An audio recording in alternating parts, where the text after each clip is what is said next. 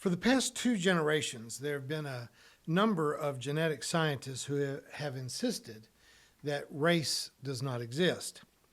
Now, in the medieval era, distinctions were made for 3 races.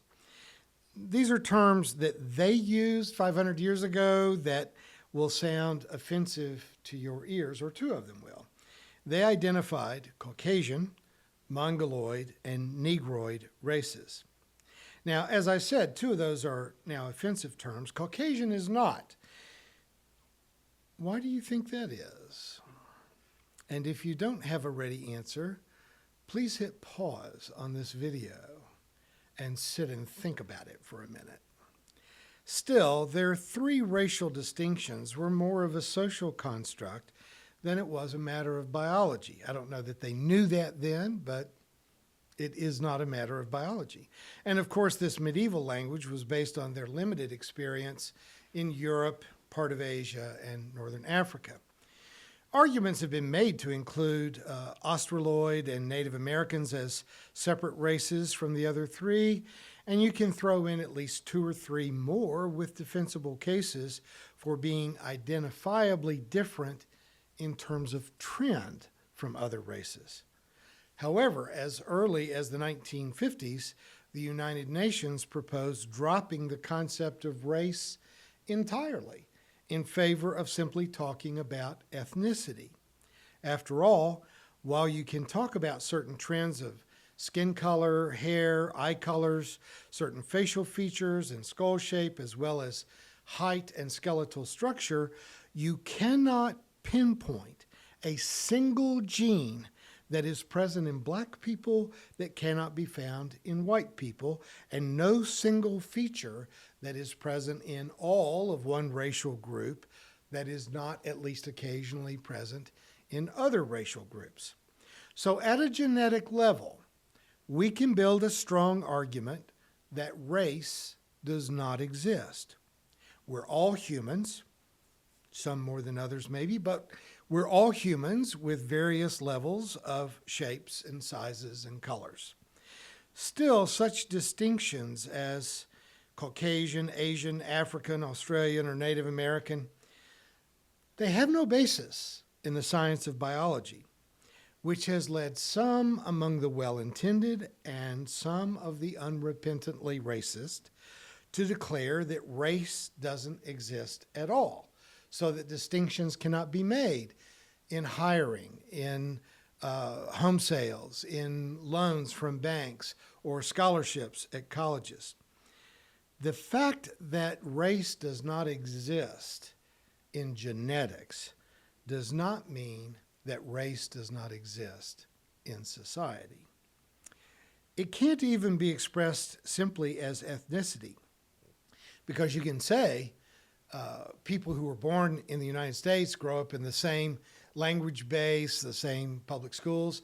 You could say they're the same ethnicity, but skin color affects how an exchange with the police is going to turn out. It affects the verdict rendered in court. It influences hiring, housing, and even dating. Race exists, all right. It just doesn't exist in genetics. It resides in our language. It lives in our culture, our economics, and sadly, it dominates way too much space in our skulls. I'm all about civil rights. I'm all about equal rights. I'm all about gender rights. But I have heard, and I've probably been a part of conversations among mostly straight white people when we will say that we're getting kind of tired of talking about everybody else's sex and race and what have you. I don't want to have to learn a different set of pronouns for people whose gender identity doesn't fall neatly into the binary universe of men's and women's restrooms, or men's and women's clothing, hairstyles, and sometimes even choices in music or movies, or the subtle differences between a tapas bar where guys like to go or a tea room where ladies like to go. And as a person who likes to wear and therefore to buy hats, it is amazing to me how subtle and sometimes important the difference can be in which hats are worn by which gender. If I'm having a really bad day, which happens from time to time, I've discovered that there are very few things that can help me to have an effective attitude adjustment better or quicker than simply indulging myself in going out and buying a new hat. But if you think there's no difference between these two straw hats, you just don't have a firm grasp on how the world works. One is clearly a man's hat, and the other is clearly a woman's hat. I say clearly, but give it a few decades, and the fashion trends may reverse those prejudices, and the woman's hat becomes a man's, and the man's becomes a woman. But I can say that I am dead sexy if I show up at an outdoor jazz festival in this hat. But if I were wearing the other one, a lot of people would simply be confused. And that, my dear friends, is almost everything you need to know to understand how strange that both race and hats are. In our most recent presidential election, we heard a lot about the election of Kamala Harris as vice president, the first woman to hold that office, the first woman of color who can claim both Asian and African roots. Now, I might tell you that as an ardent follower of politics, that I was a lot more concerned about her history as a prosecutor in California than I was about her race, her ethnicity, or her gender. But I won't tell you that, because if I did, I would sound so white and so male that it would obviously come back to haunt me. I can default to a rejection of identity politics in favor of ideas and policies and plans, because everyone who has ever been vice president in the history of the United States prior to the last 6 months was a white man. So I just haven't felt left out. We have had one black president, but I'm not sure how much that eventually will mean if we don't have another one pretty soon. After all, we've never had a woman president in the United States. But if you consider the fact that most countries who have had a woman head of state, Israel, Pakistan, Taiwan, Croatia, Turkey, Mozambique, Iceland, Norway, the Philippines, Ireland, Germany, none of them ever elected a second one. So was Obama a one-off? Or have we really changed? Now, the UK, Argentina, Bangladesh come to mind as exceptions. They've had two women heads of state. But folks, women own half the sky, but they have not been occupying more than 1% of the offices of heads of state.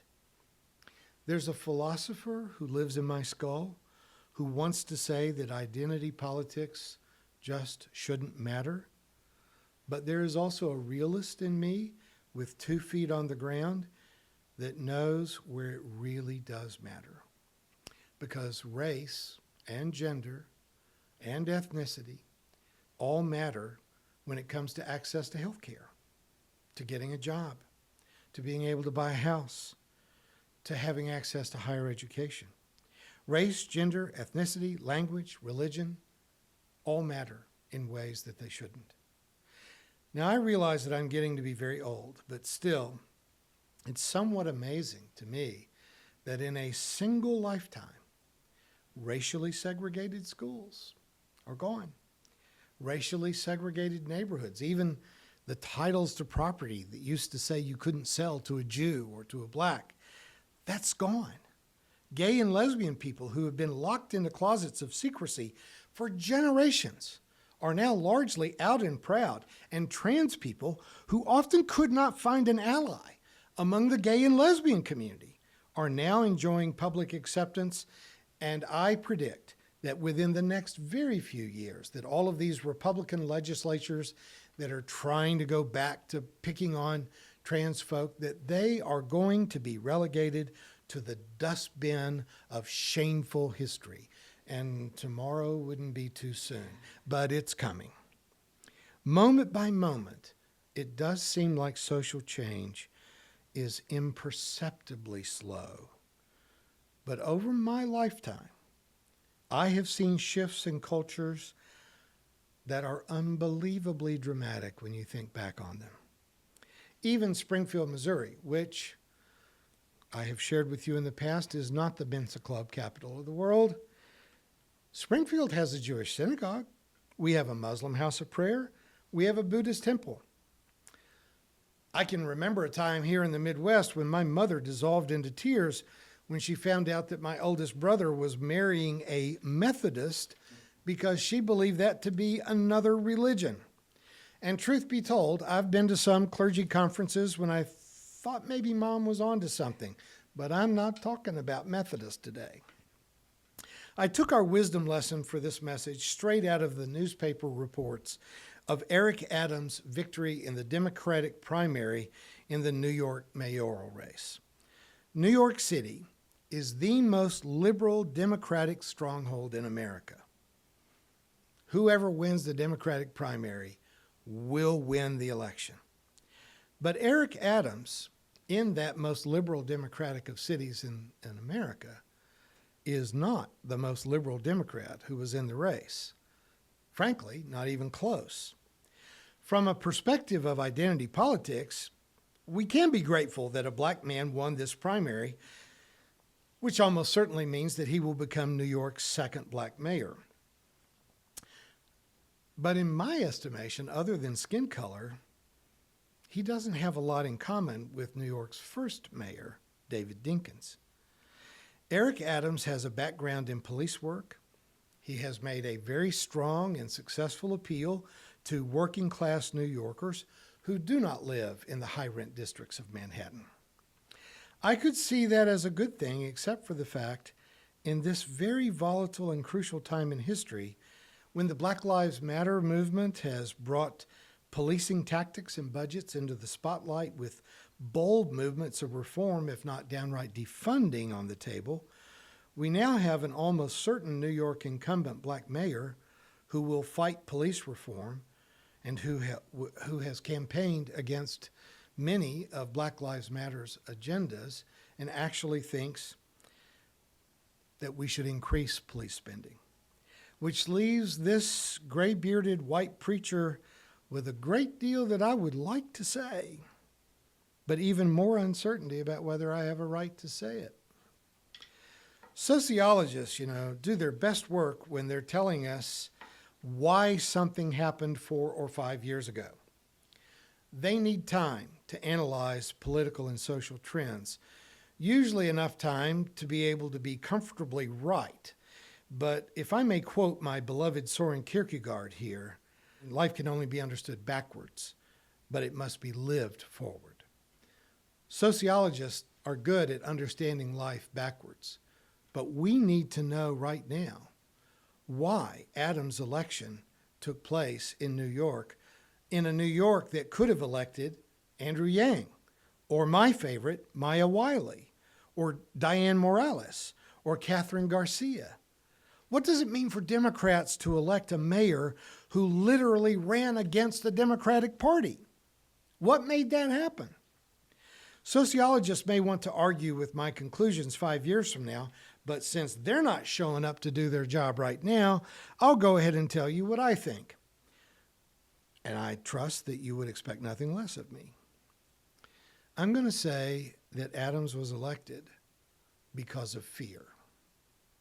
After all of the big talk about reforming policing, shifting funds away from armed patrolmen and patrolmen and women, and in favor of hiring more addiction treatment specialists, more social workers, now that there's been a sudden uptick in violent crime and shootings on our city streets, just a whiff of fear in a brief period of time, and voters turn like a flock of sheep to be protected by traditional armed police.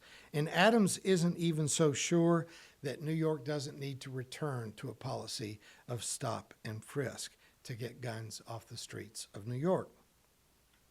Trying to get my head around a black New York politician who thinks that stop and frisk might be a good idea, I'll just tell you, it made me buy another bottle of dark rum and I had to sit down and pour myself a stiff one. This doesn't make any sense to me. Why has there been a sudden uptick in violent crimes and shootings? Is it the pandemic? Is it unemployment? Is it low wages? Or have the police actually, under the threat of being defunded, begun pulling back on policing altogether, allowing New Yorkers to get a taste of the crime that they believe that only the clear blue line has been holding at bay? I don't live there, and I'm not sure that I can pull those threads of speculation apart, but there is one thing that I know for sure. There are too many guns. The more guns there are in the hands of citizens, the more people get shot, and the more violent crimes are committed, the more domestic violence gets committed, and, folks, the more suicides take place. There is a reason why the USA has more than 40,000 gun deaths per year, and most Western democracies have fewer than 10. We have hundreds of millions of Americans who think that they are qualified to own and use a handgun, who do not know how to parallel park their car and have not used their turning signals in years. Let me just say this. If you only allowed people who have an IQ in the higher average range, say 120 and higher, to own a gun, 99% of guns would no longer be in the hands of the public. And 95% of the uniformed police force in America would have to find other work. At the risk of sounding like some fake news commentators that we all hate, what I just said may be incendiary to you. It may be insulting. It may sound prejudicial. It was certainly unkind, but it is nonetheless true. No one has yet done a study on IQ and gun ownership, but Pew Research clearly demonstrates that the less education you have, the more likely it is that you're going to own a gun. And so far as the police go, I can cite the 2000 case in New London, Connecticut, where courts upheld the policy of refusing to hire anyone with an IQ higher than 120. The suit was brought by Robert Jordan, who had scored 125 on his IQ test, and he was deemed to be too intelligent to take the training at the police academy. Look, I'm not making any friends by telling you this, but what I am telling you is true. We have, as a matter of policy, refrained from hiring more intelligent people to become armed police. Most gun owners say that they own a gun in order to protect their home and their family from violent crime, when we know that a gun owner is 40 times more likely to shoot him or herself than to use that gun in home defense. That is a fact. If you put a gun in your house, you are much more likely to die by a gunshot wound, not from an intruder, but from a family member or from yourself. But they buy the gun out of fear. All this talk about the Second Amendment is just a smokescreen.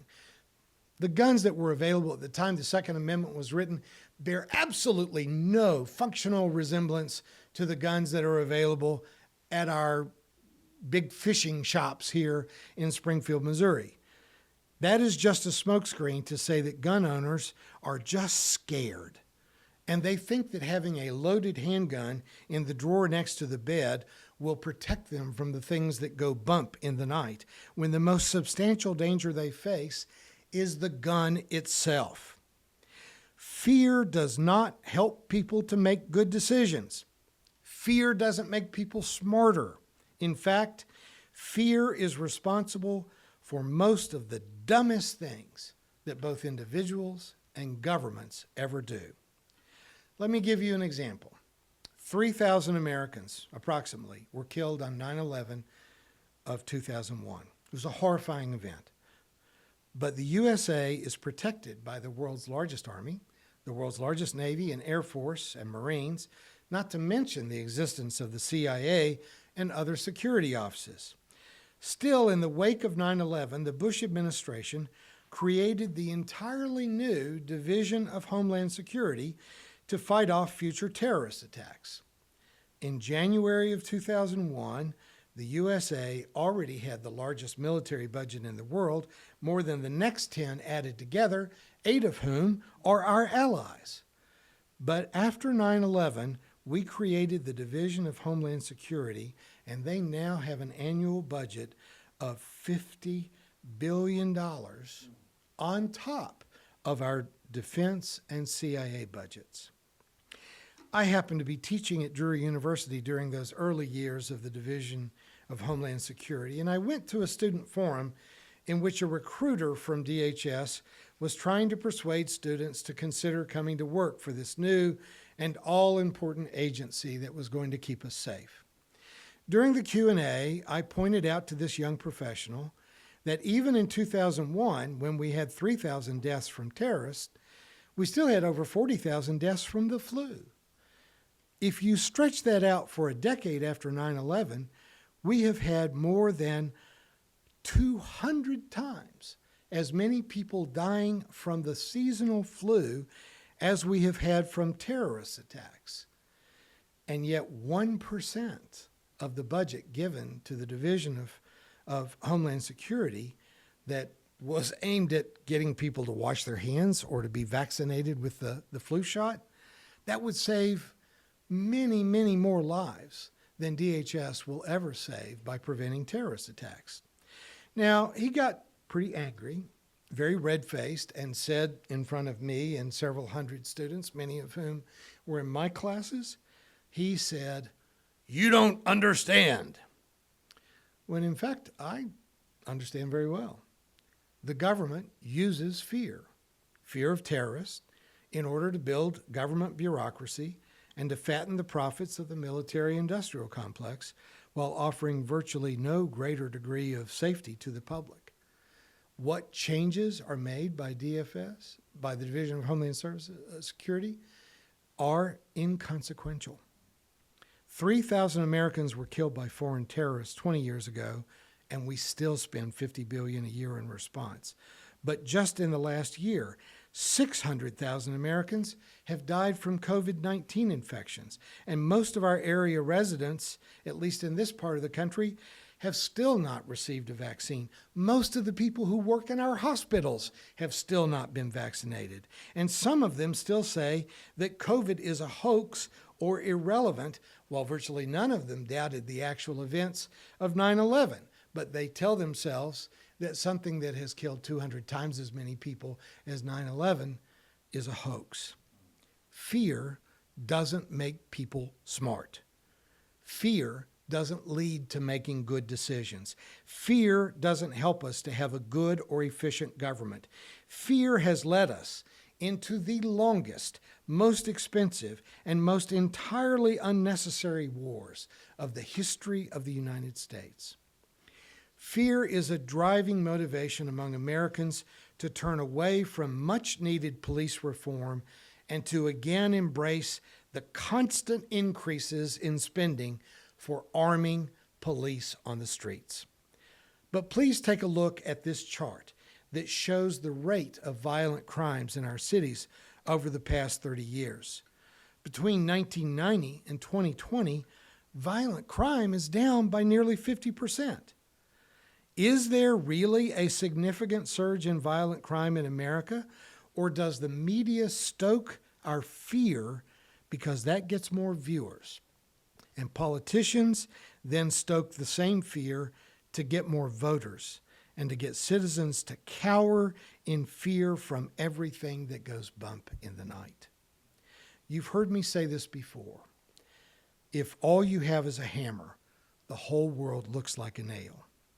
If you are afraid of crime, then the public is led to believe that there's only one answer, and that is to put more armed police on the streets. But I can tell you this, crime goes down when unemployment goes down. Google it. Look anywhere you want. When crime goes down, you can look at employment figures, you can look at salary figures, income disparity figures, and you see that crime goes up when wages go down and crime goes down when wages go up. Domestic violence will go down when we have safe, affordable child care for parents who need to go to work. There are dozens of things that we can do to lower the crime rate that have nothing to do with putting more guns on the street in the hands of the police. And most of those solutions are much less expensive, and they are much more satisfying to the public, and they go to creating a better society. All we have to do is stop reacting in fear. Fear may be a natural response, but it isn't your best one, and it sure isn't your smartest one. So I will say to you what I have said to you many times in the past. I just want you to stop being afraid. Let's make America smart again. Thank you for watching our videos. We are entirely dependent on the donations of our listeners and members. We hope that you find this content to be important enough to help us to keep offering these videos to the public at no charge by becoming a regular contributor. Please click on the donate button on our website at www.spfccc.org. Thank you for your support of progressive religious programming.